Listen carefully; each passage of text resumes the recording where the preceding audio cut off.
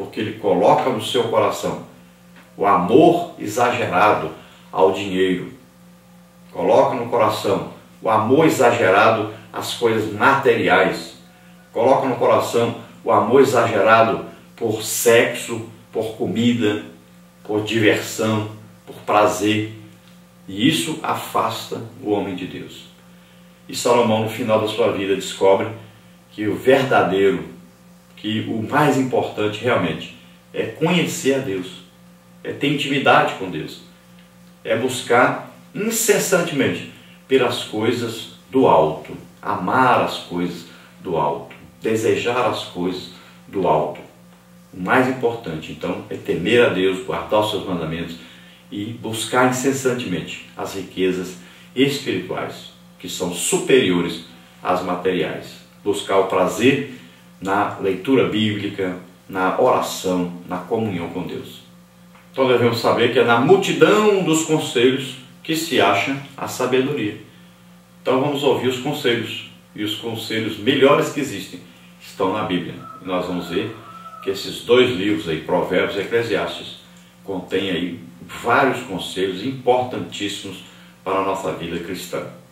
Vamos ver aí nesse quadro que vem na nossa lição na revista do professor, que diz assim: características literárias dos livros de... Então nós temos aí Provérbios e Eclesiastes. Vamos ver aí na parte de Provérbios. O estilo literário do livro dos Provérbios é pelo menos dois. Então, provérbio e instrução. Então, o primeiro aí, Provérbios, a expressão é de difícil definição, mas suas características são singulares. Primeira característica, concisão. Segunda característica, sagacidade. Terceira característica, forma memorável. Quarta característica, base na experiência. Quinta característica, verdade universal. Sexta característica, objetivo prático e longo uso. Então, quase sempre o provérbio é descrito como poético ou rítmico, com metáforas sucintas, vivazes, convincentes e admiráveis.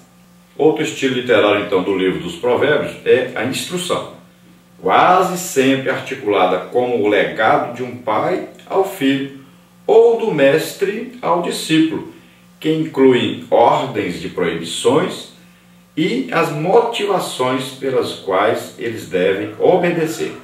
Depois, então, no livro de Eclesiastes, nós temos aí, número 1, o livro se divide em 4 partes. A primeira, a central, e depois a segunda e o epílogo. Número 2, dentro da primeira parte nós vamos ver aí reflexões bem organizadas sobre a vida, acompanhadas de um poema enternecedor sobre o tempo. Depois nós vamos ver aí na parte central, alguns provérbios aparecem, de vez em quando, uma parábola e poesia também. Nós vamos ver na segunda parte que há uma mudança de tom. A ideia dá esperança ao jovem, pois a velhice chega depressa demais. E nós vamos ver no epílogo, esta seção é a justificativa de como o pregador ensinou ao povo provérbios e ensinos verdadeiros e com clareza. A palavra-chave dessa lição é sabedoria. Então, o que é sabedoria? Grande instrução, ciência, erudição, saber. Lembrando que não devemos confundir, muita gente confunde aquele dom do Espírito Santo, palavra de sabedoria, pensando que é a mesma coisa que nós estamos estudando aqui sobre sabedoria. É bem diferente. Lá o dom é uma coisa sobrenatural, é uma revelação de Deus do futuro. É quando Deus vem e dá uma revelação do futuro a alguém.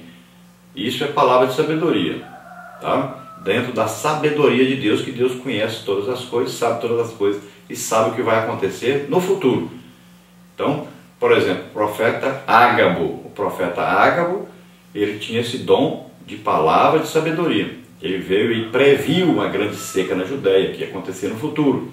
Depois ele chama Paulo, pega o cinto de Paulo e diz: isso vai acontecer com o dono desse cinto, vai ser amarrado, preso. Está falando em coisa do futuro.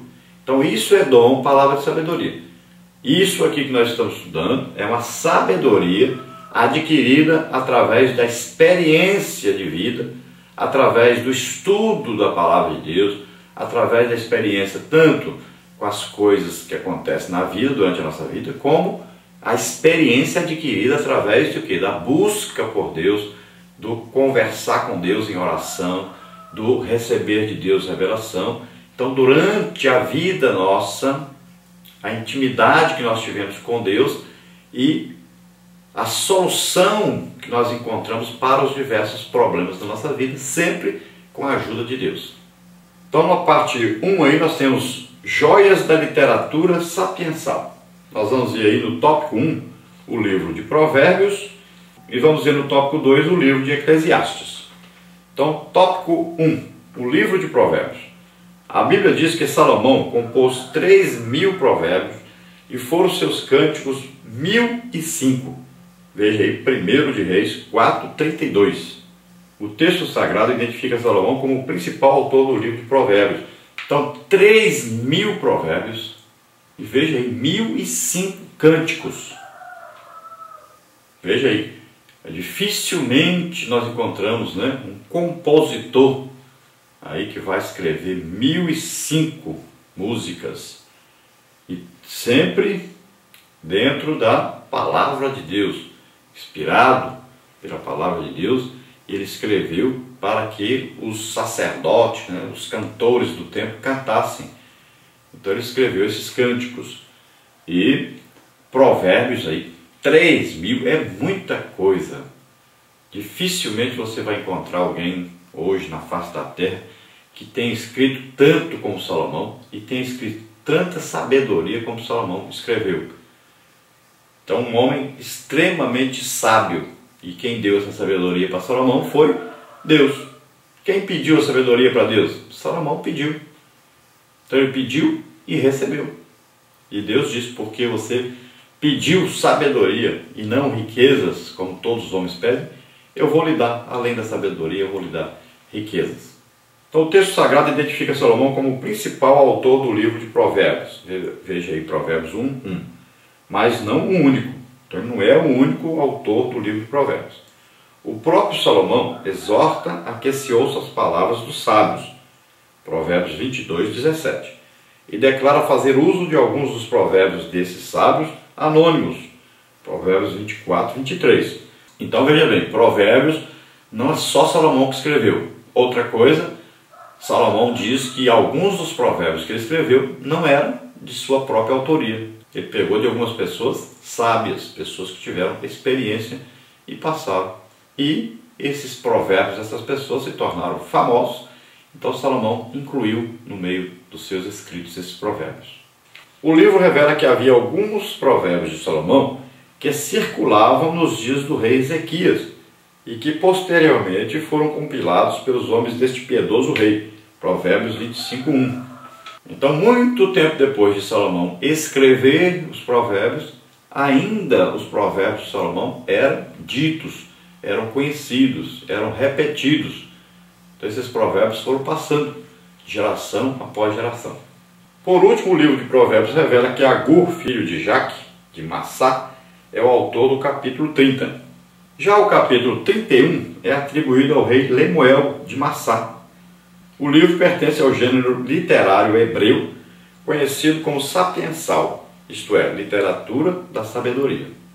Então os hebreus separaram alguns livros, dizendo que esses livros são livros de sabedoria, de se ler para adquirir sabedoria, conhecimento, principalmente para o viver diário do ser humano. Tópico 2, então, o livro de Eclesiastes. Eclesiastes, juntamente com Cantares, Jó, Salmos e Provérbios, também faz parte do gênero literário conhecido como literatura sapiensal. Sua autoria é atribuída a Salomão.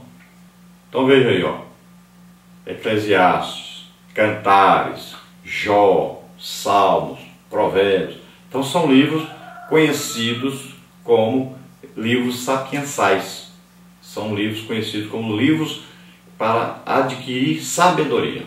Agora, o livro de Eclesiastes Já ao contrário de Provérbios, que tem mais de um autor, o livro de Eclesiastes só tem aí o autor Salomão. Embora escrito pelo filho de Davi e pertença ao mesmo gênero literário, o livro de Eclesiastes possui um estilo diferente de Provérbios. Ele se apresenta como um discurso usado em assembleias ou templos. Alguns intérpretes acreditam que se trata de uma coletânea utilizada por Salomão em seus discursos. Então, ao que parece, Salomão, como rei, ele fazia discursos, seria como pregações, ensinos, conselhos dados em forma de pregação. Então ele foi reunindo isso. Cada vez que ele dava aquele discurso, ele mandava escrever isso, ficava registrado isso. Depois foi feita então a coletânea disso. Se escolheu aí os melhores discursos de Salomão e foram reunidos então no livro de Eclesiastes. Ao contrário do que muitos pensam, o livro de Eclesiastes não expõe uma espécie de ceticismo ou desencanto existencial. Então muitas pessoas, ao lerem Eclesiastes, confundem o motivo que levou Salomão a colocar isso numa coletânea. Às vezes a pessoa acha que é porque Salomão estava sem fé em Deus, Salomão estava caído, em pecado, não queria saber mais de Deus, não queria saber mais das coisas que pertenciam ao reino de Deus e estava abatido, estava aí vivendo de uma maneira errônea e não tinha nada para nos transmitir. Mas nós vamos ver que, ao contrário disso, Salomão está querendo exatamente passar para nós que tudo que nós desejamos na terra não substitui a nossa comunhão com Deus. Não pode trazer a verdadeira felicidade. Podemos fazer de tudo, ter tudo, ir a todo lugar, conhecer tudo, construir tudo que pudermos, termos tudo que nós desejamos e mesmo assim não conseguimos ser felizes, porque falta o principal. E o principal é Deus. Então no seu livro ele vai falar exatamente isso no final. Que passou por tudo, teve de tudo que quis, conheceu tudo que quis, possuiu tudo que quis, tudo que o homem pode desejar, mas no final ele descobriu, olha, o importante não é isso, o importante é Deus. Salomão faz um balanço da vida, então, do ponto de vista de alguém que teve o privilégio de vivê-la com intensidade, mas que descobre ser ela totalmente vazia se não vivida em Deus. A própria sabedoria, tão celebrada nos provérbios, quando posta a serviço de interesses pessoais e objetivos mesquinhos, é tida como tola. Então esse realmente é o resumo deste livro. É uma experiência de vida de Salomão e um homem sábio, rico, poderoso, mas que descobre que o verdadeiro sentido, a verdadeira alegria só é encontrada em Deus. Na parte 2 aí nós temos aí a sabedoria dos antigos. Tópico 1, a inteligência dos sábios. Tópico 2, a sabedoria de Salomão. No tópico 1, então, temos a inteligência dos sábios. Já observamos que pelo menos duas referências do livro de Provérbios fazem citação das palavras dos sábios. Provérbios 22, 17 e Provérbios 24, 23. Mas quem são esses sábios? O texto não os identifica. Todavia, o primeiro livro dos reis fala acerca de outros sábios igualmente famosos e como Salomão os sobrepujou em sabedoria. 1 de Reis 4, 29 a 31. Então devemos entender o seguinte: como Salomão era um homem sábio, todo sábio sabe que ele não é o todo sábio. Todo sábio é Deus. E todo sábio sabe que ele precisa saber mais.